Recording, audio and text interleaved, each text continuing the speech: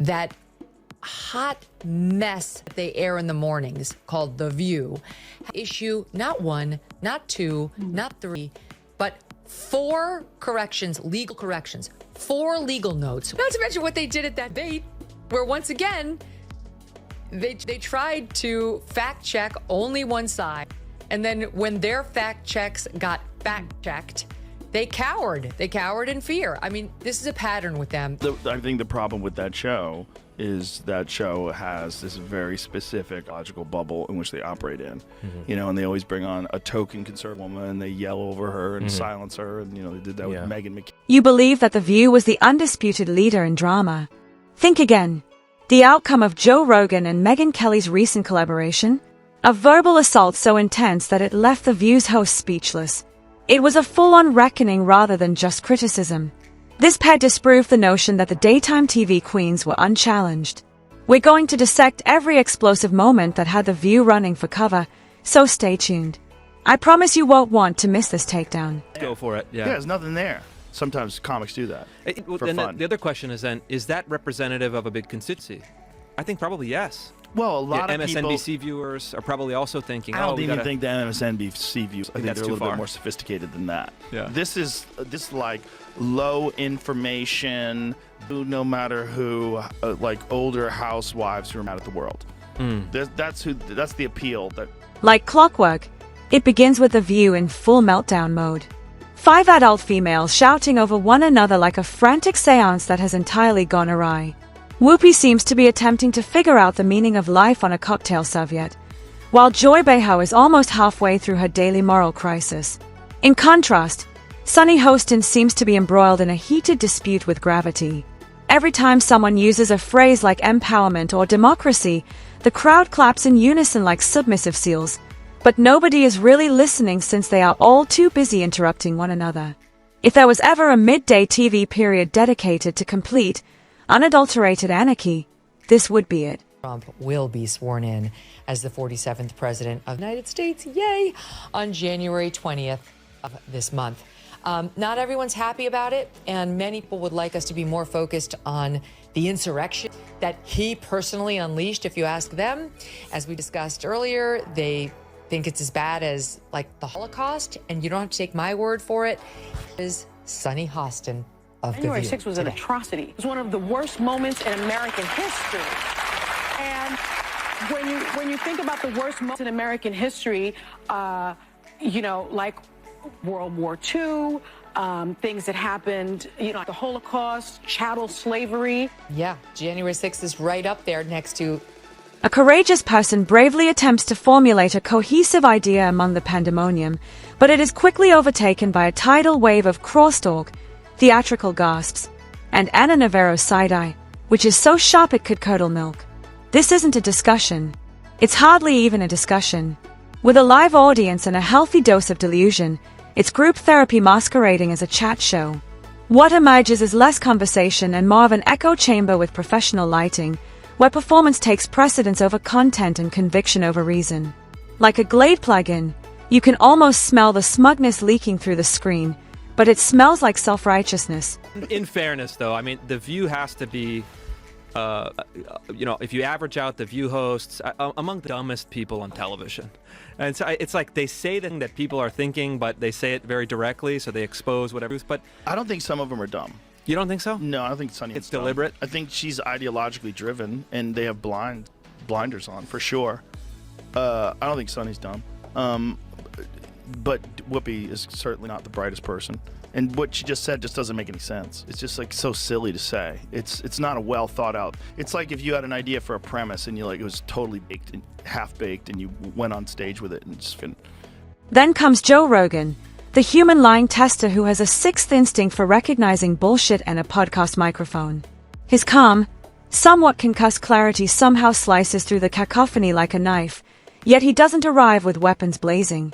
Even he looks at The View and thinks, this can't be real, despite having sat across from astronauts, monks, and full-fledged conspiracy theorists who believe that lizard people rule the planet. Anna Navarro, in your wildest imagination, you could never solo host a show. You will only ever make it as part of an ensemble, and you never hope to achieve the success that Tucker Carlson has. So you can sit in your little cheap seats all day long and enjoy your little negative henpecking, but your careers are going nowhere, and Tucker is about to dominate in whatever space. He is clearly disgusted by the whole scene. It is really disgusting, not merely cringeworthy. Anna Navarro, too. She resembles a caricature taken directly from a satirical comedy that was too outrageous to broadcast. Enter Rogan and Kelly, heels clicking like a media assassin clocking in for a takedown shift. Too incisive for Fox, too curious for NBC, and too raw for those who want their interviews bland and scripted. She is the journalist the mainstream couldn't contain. With a microphone, hard copy receipts, and a fictitious hit list called Daytime TV Hypocrisy, she is now completely unrestrained. Mess that they air in the mornings, called The View, had to issue not one, not two, not three, but four corrections, legal corrections. 4 legal notes. We only have 3 of them on camera, but listen. I have another legal note. My God. Both Trump and Pam Bondi have denied allegations of a quid quo. I have a legal note. You want to take this one, Joe? Matt Gaetz has long denied all allegations and has not been charged with any crime. That's true. Also, another legal note, Pete Hegseth said he paid the woman in 2023 to head off the threat of a baseless lawsuit. Oh. He has denied any wrongdoing. Not to mention what they did at that debate. Once again, they tried to fact check only one side. And then when their fact checks got fact checked, they cowered. They cowered in fear. I mean, in addition to calling out trash, Megyn surgically removes egos and displays them on the podcast wall like trophies. When paired with Joe Rogan, the tag team is so unrelenting that even Satan's public relations company would be reluctant to hire them. I think Sunny is very intelligent, but she's ideologically captured. Right. You know, so I think the other ones, there's a couple of the other ones, don't have to name any names, are just dull-minded. But I think Sunny's not one of them. I think she's smart, but captured. Sure, And I think she came into it with an agenda. of course, You know. they do everything with it. Rogan gently breaks down the panel's arguments, pointing out the obvious lack of knowledge behind their on-air yelling, as Joy Behar struggles with the spelling of authoritarian. Megyn is a knife, cutting through phony anger, vacuous language, and whatever Anna Navarro continues to attempt to pass off as a cogent viewpoint, while Rogan strikes like a sledgehammer of raw reality. At one point, Whoopi blinks so violently it's like she's transmitting Morse code to Barbara Walters' ghost. When did the smoke clear up? Not just one, but 4 legal adjustments had to be made because of the morning talk show debacle. It was surgically done, and the harm was done. Melania Trump came out and said she's about as pro-choice as they come. And here was the reaction on The View. I think she hates him. Yeah, well, yeah. Okay, so we can all That's a agree on given. that. That's a given. I also think that she wants to take him out. She does not want to be the first lady anymore. They agree with you. Doesn't want to be the first lady. She destroyed the Rose Garden. Who hates Christmas? Melania Trump hates Christmas. She doesn't want to decorate for Christmas. She doesn't don't want care. to She doesn't be with care him. about that, yeah. She doesn't want to sleep in the same room with him. She can't tolerate him. Would you look? This is a network that still runs out fact checks to these women, like it's about them staying factual. She hates Trump. She doesn't want to be near him. She doesn't want to be president again. She destroyed the Rose Garden, and she hates Christmas. That is what passes for news on a network. They did a presidential. They profess to care about truth, or at the very least, they pretend to, just as long as it doesn't entail turning down the volume. The View thus had no chance when Joe Rogan and Rogan and Kelly arrived with a boatload of sarcasm, facts, and reasoning. It was like bringing a kazoo to a fencing duel. In addition to taking charge of the plot, Rogan and Kelly completely rewired the program. And on a stage covered in petrol, The View struck the match just when you thought it couldn't be any worse. They rolled their eyes as if civics class were a personal insult, tossed aside his ideas without even attempting to perform a simple Google search, and ridiculed him with arrogant abandon. No hate for Joy Behar. If I saw her, I'd give her a hug. I'd probably say the same thing about me if I was her. You're worried about losing your job, worried about podcasts taking over, and who's the source of news, and we said Donald Trump was Hitler, but half the country disagreed with us, and he won, and this is fucking great, and Joe Rogan believes in draft. The scorn was Olympic level, synchronized, dramatic, and totally empty. Oh, but they chose to throw free speech into the fire as well, so they didn't stop at offensive remarks. Apparently, voicing an unpopular idea now counts as a criminal act if it dares to undermine their studio-approved, brunch-certified worldview. The Views group of self-appointed censors claims that podcast presenters are not only misleading, but also essentially hostile to the government. Why? Because letting someone talk in complete sentences during a long-form discussion is evidently too radical for today's fast-twitch, interrupt-every-word media milieu. Goldberg said? What'd she say? Whoopi Goldberg said that Biden could arrest all the Republicans and put them in jail. You just need to see how unhinged this kind of thinking is. Well, you know what Joe Biden could do? Joe Biden, you have to, because it's so on TV. crazy. She said it's on television. You know, just here's the scenario where the Supreme Court says, yes, he has all those rights. He is immune from everything. Yeah. You know what Joe could do since he is presently president? What? He could throw every Republican in jail. Then came Joe Rogan's reaction, which was his trademark slow burn analysis, but without any drama or yelling.